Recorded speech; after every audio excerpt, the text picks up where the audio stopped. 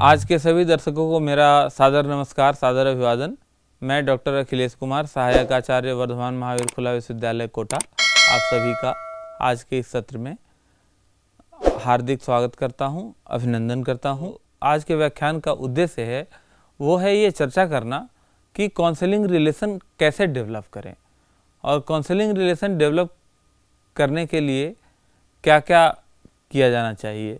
तो जैसा कि आप स्क्रीन पर देख पा रहे हैं, एक सुप्रसिद्ध काउंसलर पामेला हेज, इन्होंने 2001 और 2008 में कुछ चीज़ें बताई। एक एक्रोनिम बताया, एड्रेसिंग। वो एक्रोनिम था एड्रेसिंग, कि एड्रेसिंग का अगर पालन करें सारे काउंसलर्स तो कोई कारण नहीं है कि व्यक्ति के बारे में कोई इन्फॉर्मेशन छूट जाए या व्यक्ति के बारे में कोई इन्फॉर्मेशन प्राप्त ना हो। इसमें सबसे पहले तो मैं कहना ये चाहूँगा कि जैसे ही आपके पास क्लाइंट आता है, क्लाइंट आपके पास आया तो क्लाइंट एक डाइवर्स ग्रुप से है। ज़रूरी नहीं है कि वो आपके ही ग्रुप का हो, आपके ही एज का हो, आपके ही जेंडर का हो। वो अलग ही ग्रुप, अलग ही जेंडर, अलग ही एथनिसिटी, अलग ही रिलीजन का भी हो सकता है। तो ऐसे में एक काउंसलर को बहुत ही डायनामिक होना चाहिए, बहुत ही उच्च पर्सनालिटी का होना चाहिए और बहुत ही सेंसिटिव होना चाहिए इन चीज़ों के प्रति। और जैसे ही क्लाइंट आपके पास आता है, आपका सबसे पहला काम है उस व्यक्ति की केस स्टडी लेना। केस स्टडी जब आप लेंगे तब आप करेंगे क्या, उसमें जो ये एड्रेसिंग है, एक्रोनिम है, ये एक्रोनिम आपके काम आएगा। कि सबसे पहला काम क्या करेंगे कि एक व्यक्ति आपके पास आता है तो आप उसका नाम वगैरह तो पूछेंगे ही पूछेंगे, और सबसे पहली चीज़ जानेंगे एज। क्यों एज इम्पॉर्टेंट है ज़्यादा? क्योंकि हर एज के व्यक्ति की प्रॉब्लम अलग अलग है। एक बच्चे की प्रॉब्लम अलग हो सकती है, एक टीनेजर की प्रॉब्लम अलग हो सकती है, एक एडल्ट की प्रॉब्लम अलग हो सकती है। एक बच्चे की प्रॉब्लम ये हो सकती है कि माता पिता उसको समय नहीं देते। एक टीनेजर की प्रॉब्लम ये हो सकती है कि वो कौन सा कैरियर गोल चुने। एक एडल्ट व्यक्ति की प्रॉब्लम ये हो सकती है कि वो किस प्रकार के कैरियर के लिए आगे बढ़े और कैसे आगे बढ़े। एक बुजुर्ग व्यक्ति की प्रॉब्लम ये हो सकती है कि उसको घर पे बच्चों के साथ परेशानी हो रही है।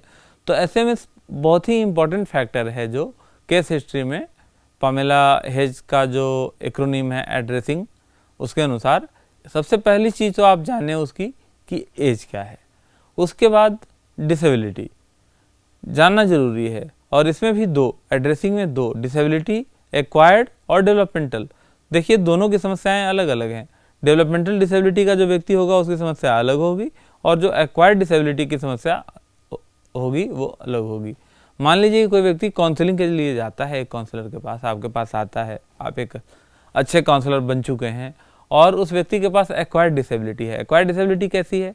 पहले उसके पैर थे, किसी एक्सीडेंट में उसके पैर कट गए। आप अनुमान लगा सकते हैं उसकी समस्या का, उसके दुख का, उसकी तकलीफ का। वो अपनी इन समस्याओं को लेकर के आया है कि अब वो आर्टिफिशियल लिम्ब लगवाएगा या किस प्रकार के जॉब के लिए फिट है वो, या कुछ और भी ऐसी समस्या हो सकती है, बहुत स्ट्रेस में है वो, इसके लिए भी आपके पास आ सकता है। बहुत सारे कारणों से आपके पास आ सकता है। तो आपके लिए ये जानना ज़रूरी है कि वो डिसेबिलिटी बाद में हुई है, शुरुआत में नहीं थी, और अगर हुई है तो कब हुई है, या फिर वो डिसेबिलिटी कैसी है, डेवलपमेंटल है, मतलब डेवलपमेंटल पीरियड में हुई है, 18 साल से पहले हुई है। जैसे वो इंटेलेक्चुअल डिसेबिलिटी का हो सकता है, कोई माँ बाप अपने बच्चे को लेकर के आपके पास आ सकते हैं, वो इंटेलेक्चुअल डिसेबिलिटी का बच्चा हो सकता है, वो ऑटिस्टिक स्पेक्ट्रम डिसऑर्डर का बच्चा हो सकता है, वो बच्चा जो है किसी और डेवलपमेंटल डिसेबिलिटी का, जैसे स्पेसिफिक लर्निंग डिसेबिलिटी का हो सकता है, डिस्कैलकुलिया का हो सकता है, डिसलेक्सिया का हो सकता है, डिस्ग्राफिया का हो सकता है, एंड सो ऑन। तो आपके लिए तीन चीज़ें जो अभी तक हमने चर्चा की कि जानना जरूरी है, एज कि व्यक्ति की एज क्या है, डिसेबिलिटी एक्वायर्ड है या नहीं, डिसेबिलिटी डेवलपमेंटल है या नहीं।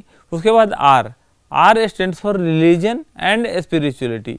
ये दो चीज़ें भी आपके लिए जाननी जरूरी हैं कि व्यक्ति का रिलीजन कौन सा है, व्यक्ति का धर्म कौन सा है, और व्यक्ति की स्पिरिचुअलिटी क्या है। व्यक्ति का धर्म जानना इसलिए ज़रूरी है ताकि एक काउंसलर को वैसे तो हमेशा केयरफुल रहना चाहिए कि कोई भी ऐसे कमेंट ना करे जो सामने वाले को तकलीफ पहुंचाए। लेकिन अगर आप उसके रिलीजन के बारे में अवेयर रहेंगे तब आप ज़्यादा अच्छे से उसको समझ पाएंगे, ज़्यादा अच्छे से उससे बात कर पाएंगे, उसकी स्पिरिचुअलिटी को आपने पूरी तरह से समझ लिया है, तब आप उससे ज़्यादा अच्छे से बात कर पाएंगे, उसके मुद्दे पर जाकर उससे बात कर पाएंगे, और तब वो व्यक्ति आपके पास ज़्यादा खुल करके बात करने आएगा, ज़्यादा ओपन होगा। और जितना ज़्यादा व्यक्ति आपके पास ओपन होगा, जितना ज़्यादा सब्जेक्ट कहिए या काउंसलिंग कहिए, जितना ज़्यादा काउंसलिंग आपके पास ओपन होगा, उतनी ज़्यादा अपॉर्चुनिटी आपके पास है कि आप उसके प्रॉब्लम के रूट कॉज तक पहुंच सकें और उस रूट कॉज को दूर करने के लिए उसको एम्पावर कर सकें। इसके अलावा एथनिसिटी, जो एड्रेसिंग का अगला टॉपिक है, वो आप उसके एथनिसिटी से परिचित रहें। तो जैसे रिलीजन और स्पिरिचुअलिटी आपको उस व्यक्ति को गहराई से समझने में आपकी मदद कर रहे हैं, वैसे ही उस व्यक्ति की एथनिसिटी जानना आपको उस व्यक्ति को बहुत ही गहराई से समझने में मदद करेगा, उस व्यक्ति से अटैच होने में मदद करेगा। और जितना ज़्यादा वो व्यक्ति अटैच होगा, जितना ज़्यादा काउंसलर से अटैच होगा, जितना ज़्यादा काउंसलर पर भरोसा करेगा, उतना ही ज़्यादा वो अपने प्रॉब्लम उससे शेयर करेगा खुल करके। और जब खुल करके प्रॉब्लम शेयर करेगा तो फिर समस्या का समाधान बहुत ज़्यादा दूर नहीं है। सोशियो इकोनॉमिक स्टेटस, जो काउंसलर आपके पास आया है, आपको पता होना चाहिए कि उसका सोशियो इकोनॉमिक स्टेटस क्या है, वो किस इनकम ग्रुप में है। जब तक आपको ये पता नहीं होगा कि वो किस इनकम ग्रुप में है, उसका सोशियो इकोनॉमिक स्टेटस क्या है, तब तक आप उसकी काउंसलिंग नहीं कर पाएंगे। एग्जाम्पल के रूप में बताता हूँ कि मान लीजिए कि कोई इंटेलेक्चुअल डिसेबिलिटी का बच्चा आपके पास आता है और आप इंटेलेक्चुअल डिसेबिलिटी के बड़े काउंसलर हैं, अच्छे काउंसलर हैं, आप सारा कुछ कर देते हैं, सारा असेसमेंट उसका करा देते हैं और आप उसको रेफ़र कर देते हैं कि आप XYZ प्लेस पर स्पेशल स्कूल है, वहाँ पर इस बच्चे को भेज दीजिए। लेकिन आपने कमी कहाँ कर दी? आपने उस व्यक्ति की सोशियो इकोनॉमिक स्टेटस पता ही नहीं की। आपने पता ही नहीं किया कि घर के तीनों मेंबर, बच्चे की माँ, बच्चे का बाप और बच्चा खुद, जब तक मजदूरी ना करे तब तक उसे घर में शाम का चूल्हा नहीं जलेगा। और तब आपने जो बताया है कि उसको इस बड़े स्कूल में शिफ्ट कर दो, वहाँ पढ़ने के लिए भेज दो, दैट इज इनएप्रोप्रिएट। तो जब भी आपको एप्रोप्रिएट डिसीजन लेना हो, एक काउंसलर जब भी एप्रोप्रिएट डिसीजन लेता है तो व्यक्ति की केस हिस्ट्री तैयार करता है, और उस केस हिस्ट्री को तैयार करते समय जब भी आप तैयार करें एज ए काउंसलर, तो इस एड्रेसिंग वर्ड को जरूर याद रखें, इस एक्रोनिम को जरूर याद रखें। व्यक्ति का सोशियो इकोनॉमिक स्टेटस बहुत महत्वपूर्ण है। सब्जेक्ट का सोशियो इकोनॉमिक स्टेटस जानना बहुत महत्वपूर्ण है काउंसलर के लिए, ताकि उसकी काउंसलिंग प्रभावी रूप से की जा सके। इसके बाद आता है सेक्सुअल ओरिएंटेशन, कि आपको सेक्सुअल ओरिएंटेशन के प्रति भी अवेयर होना चाहिए कि उस व्यक्ति का सेक्सुअल ओरिएंटेशन क्या है। क्योंकि आजकल धीरे धीरे सेक्स रिलेटेड प्रॉब्लम्स जो है वो काउंसलिंग के प्रोफेशन में खास करके बढ़ते जा रहे हैं, और मैरिज काउंसलर भी इसीलिए उनकी संख्या भी बढ़ती जा रही है। तो आपको व्यक्ति का सेक्सुअल ओरिएंटेशन अगर आपको पता होगा तो उस व्यक्ति से अच्छे से जुड़ने में आपको हेल्प मिलेगी, और आपको उस व्यक्ति को समझने में मदद मिलेगी, और उस व्यक्ति को कोई सेक्सुअल प्रॉब्लम है ऐसी तो उसको दूर करने में आपको मदद ज़रूर मिलेगी। इंडिग्नियस हेरिटेज, इंडिग्नियस हेरिटेज जानना भी आपके लिए ज़रूरी है व्यक्ति को, क्योंकि व्यक्ति किसी आदिवासी समूह से या किसी ऐसे समूह से तो नहीं आता, ये जानना एक काउंसलर के लिए ज़रूरी है। क्योंकि अगर वो एक आदिवासी समूह से आता है तो बहुत सारे काउंसलर और काउंसली के बीच कल्चरल डिफरेंसेज हो सकते हैं, भाषाई डिफरेंसेज हो सकते हैं, इवन नॉन वर्बल लैंग्वेज के भी डिफरेंसेज हो सकते हैं। तो ऐसे में ये जानना भी ज़रूरी है काउंसलर के लिए कि उसका कोई इंडिजिनस हेरिटेज तो नहीं है। नेशनल ओरिजिन, नेशनल ओरिजिन बहुत ही महत्वपूर्ण है। हर नेशन के कल्चर अलग अलग हैं। इंडिया का कल्चर पाकिस्तान के कल्चर से अलग है, इंडिया का कल्चर साउथ अफ्रीका के कल्चर से अलग है, इंडिया का कल्चर अमेरिका के कल्चर से अलग है।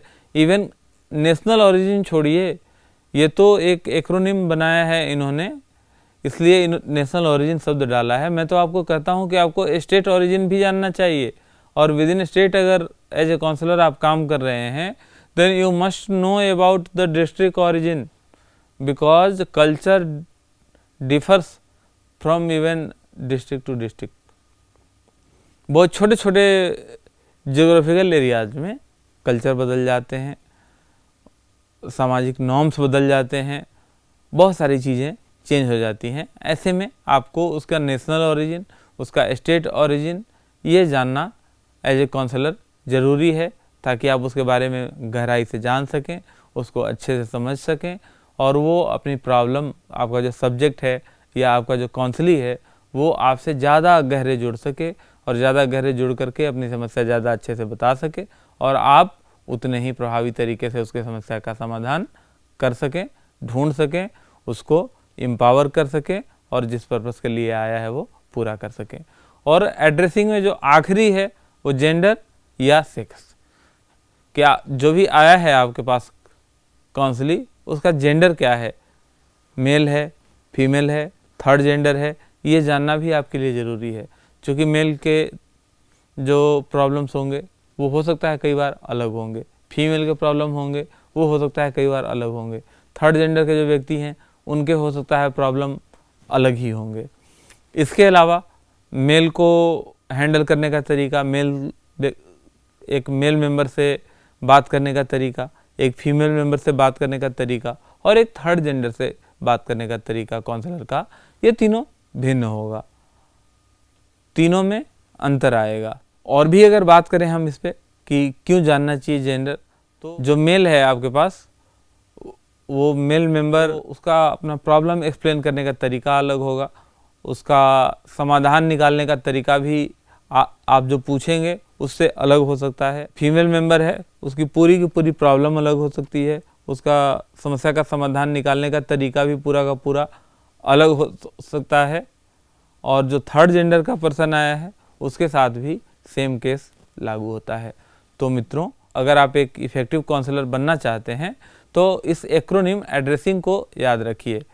एड्रेसिंग में क्या क्या चीज़ें शामिल हैं मैं एक बार फिर से दोहरा देता हूँ।